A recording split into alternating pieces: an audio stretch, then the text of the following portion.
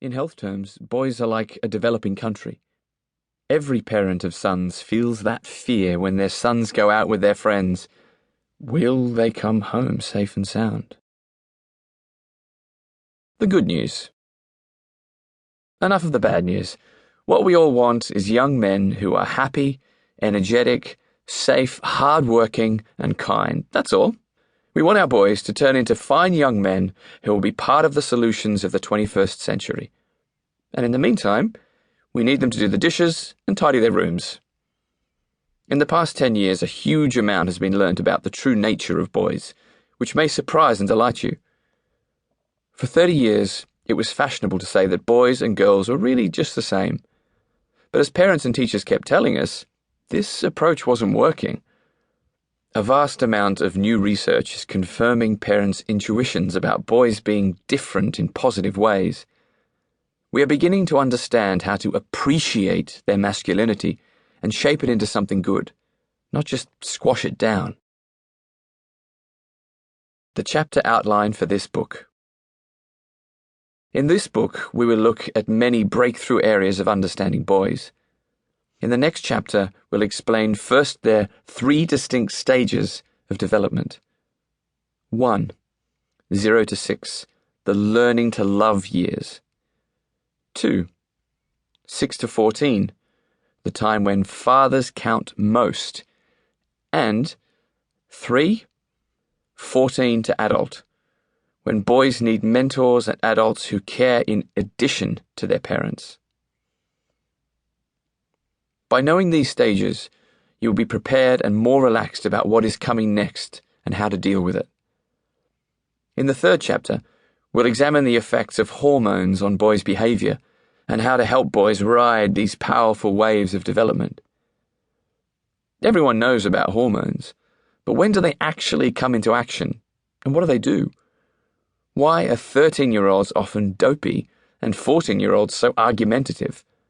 And how do you handle this with understanding and maintain your sense of humor? In Chapter 4, we'll show how boys' brains are vulnerable and how to stimulate their brains so they become good communicators. When you chatter and tell stories to little boys, this actually builds their brain connections, so they are more likely to become men who are good with words and feelings. The world no longer needs men who can wrestle buffalo, but it does need men with people skills. Next comes the vital place of fathers, and how to get it right even if your own father wasn't all that great. Most men, it seems, want to improve on the way their father was, but don't always know how. The fatherhood revolution is one of the most positive developments of the past 30 years. If you are a single mum listening to this, we will also tell you what you can do to ensure your son has good men in his life. Then come some stories and clues about mothers and sons. Mothers need to be confident and proactive with their boys, helping them to feel okay around the opposite sex. A mum is a practiced girlfriend, and she teaches a boy how to get along happily with women. Whether she knows it or not, she is setting the pattern for all his future relationships.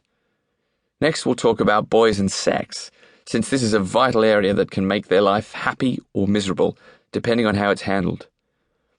Next, since school is where boys spend half their childhoods, there's a chapter on how schools can be dramatically improved. It's important that boys don't start school too young, since their brains grow in a different sequence to, and slower than, girls. Starting too young can lead to a school life blighted by feelings of inadequacy and a hatred of learning. This information changed tens of thousands of families' timing on when they sent their sons to school or even to childcare.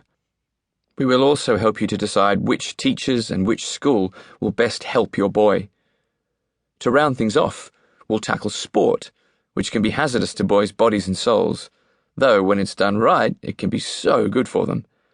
Boys need sport, so we need sport to get its act together.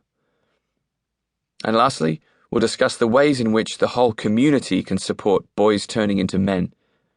Because parents can't do this without help. Parents need to be making choices, even when their boys are still little babies, to ensure other adults are there for the boys as they navigate their teens. You need a circle of friends and an extended family.